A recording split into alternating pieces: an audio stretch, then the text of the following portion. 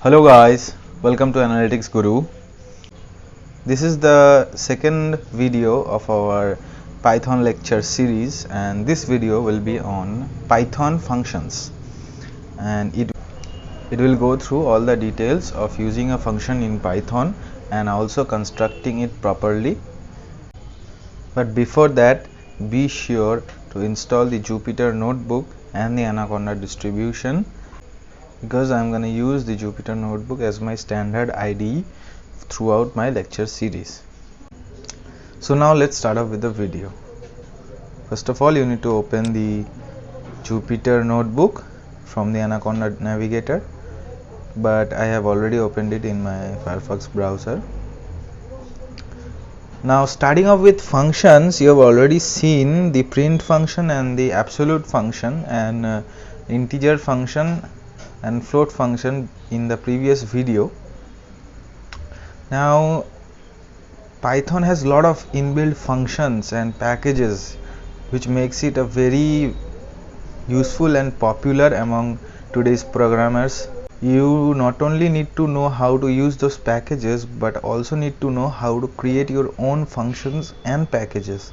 I will not go in the details of creating packages, but I will surely go through all the details of how you can define your own functions. Now to start off with this video, I would first like to mention the help function, and this is the function which is probably the most important Python function you can learn. If you remember this one, then I can guarantee that it will help you understand most of the other functions. Now to use the help function, you need to pass the name of a function as an argument to the help function, and it will give you all the details of that function. Now here I'm gonna run this, and it is saying that help on built-in function ABS in module bulletins. ABS X is the argument and it returns the absolute value of the argument. So this is just giving you the details of how the absolute function works. Now if I want to know print function, I need to pass the print function as the argument and hit enter. Now this one is giving me that print is a function whose arguments are value, sep, which is a separation among the values, and the another one argument is the end. So this will denote the style in which the print function will end its argument. And this is all. There is also the file argument and the flush argument. So it gives you all the details about the arguments and also the values that it will display and the schemes and all the necessary details that you will be needing to know. Now this also gives you a list of all the optional keyword arguments like the file, the separation, the end and the flush that I told you previously, and gives you all the details that these optional arguments require. Now I would like to go to defining functions. To define a function, you need to write the def argument.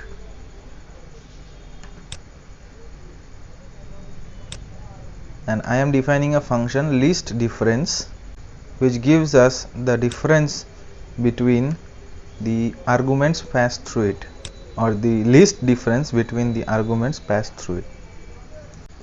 And now I need to define what my function is going to do. Now as you can see, A, B, C are my arguments, so I need to find out the differences between A, B and C individually. So I find out the differences by these statements. The first difference is the difference between A and B. The second one gives you the difference between B and C. The third one gives you the difference between A and C. Now this function returns the minimum of the difference between A, B and C individually that I found out previously. So it is taking an argument of 3 elements A, B, C and giving us the minimum of their difference. So this is what my function is doing. Now to test your function, you need to pass 3 arguments and print them. Now I have written this statement here which uses this function list difference and passes 1, 10 and 100 here, and here 1, 10 and 10 here, and also here 5, 6 and 7 here. So you can calculate the values of the list difference between these 3 arguments and then find out whether my answer is correct or not. So I run this piece of code by hitting Ctrl Enter, and this is my result. The least difference between 1, 10 and 100 is 9, and the least difference between 1, 10 and 10 is 0, and the least difference between 5, 6 and 7 is 1. So this is how you create a function by writing the def statement, and then you write the name of the function, give the proper argument, write all the computations inside your function, and then return the computation value.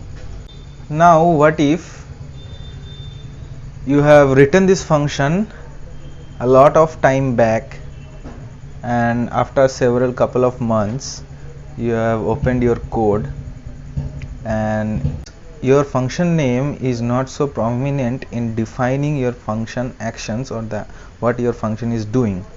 Now if you want to find out what your function is doing, then you need to go through your code and find out what is doing. But there is a shortcut right here. What if you want to write what your function is doing as a comment inside your function? To do that, you need to use the docstring. The docstring is also a unique feature of Python, which is a triple quoted string spanning multiple lines, and it comes immediately after a function header. We can call this docstring by using the help function.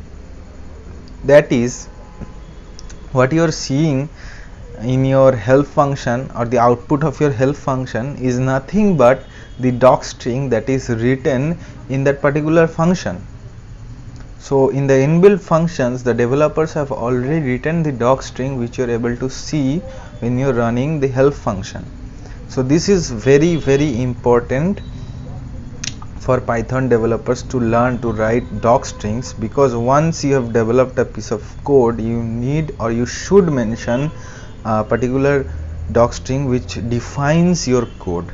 And if somebody else wants to run your code or wants to use your code, then he might check it using the help function. Now I will just show you how is it working.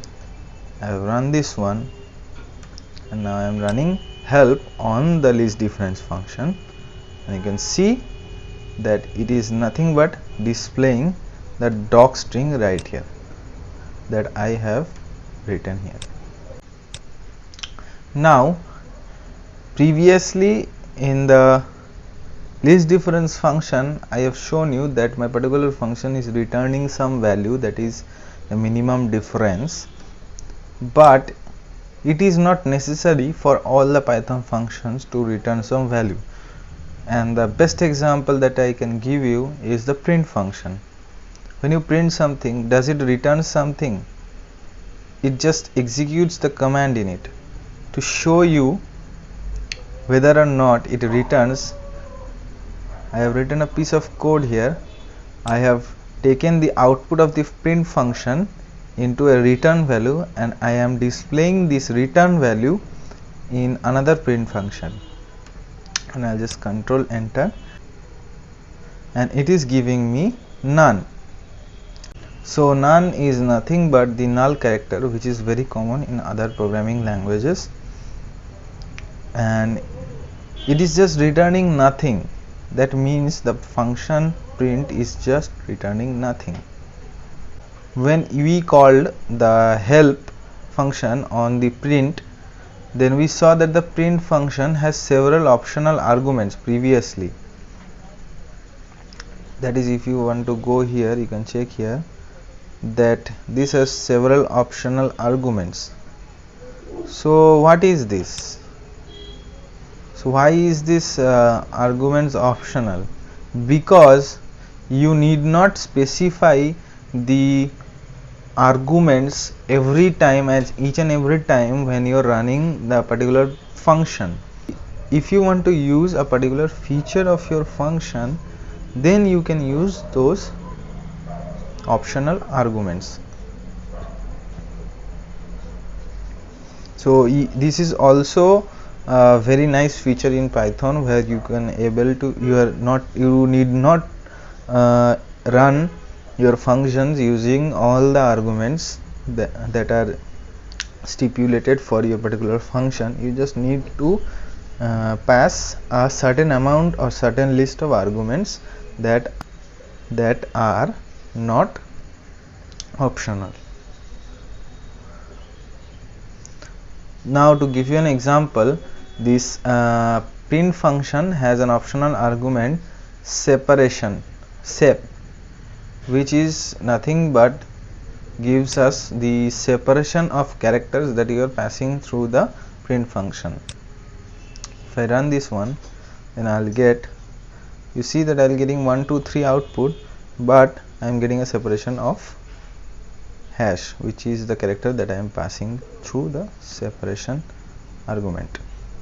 And again, if we don't specify a value for the separation or the sep argument, then you can see that if I run this one, then it gives us the normal output of 1 2 3. So you need to also look into the different optional arguments of your function. If the situation may rise, then you need to use those optional arguments for your code. Now I would like to go to the section or the end of this video, which gives you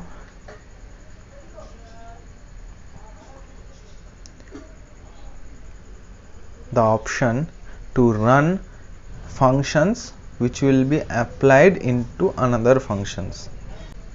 So this is also a very nice feature in Python, where you can supply functions as arguments to other functions, and these functions which operate on other functions are called higher order functions. And there are a lot of higher order functions built in Python that you might find very useful.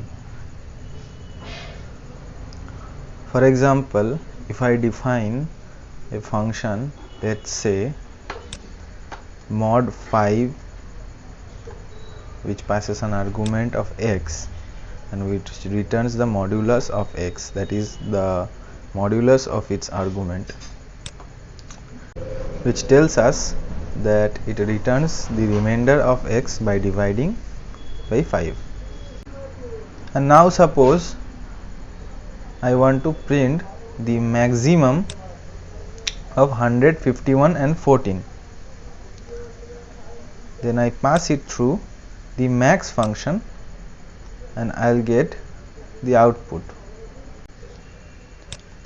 And now what if I want to find out the maximum of 151 and 14 modulo 5? Then there is another optional argument in this max function, which is the key, and we pass the mod5 function that we have previously defined here through this key argument. And here, as you can see, that we have also kept the separation as /n for this case in the print function, which is also the optional argument, that is it will print all the commands in here on separate lines. Now if I run this piece of code, you can see that out of 100, 51 and 14, the maximum is 100, but out of 100, 51 and 14, the modulo of these three numbers gives us. So this is how you apply functions into other functions, which are into other higher order functions, and you need to go through all the details of the functions to find out if it supports this feature or not. So this was all about the introduction to Python functions. If you find this video useful, then please hit the like button and also subscribe to our channel, as we will be regularly posting data science videos. And please stay tuned for the course updates, as I will be posting the next couple of videos which will be detailed on this Python basic course. Till then, bye bye.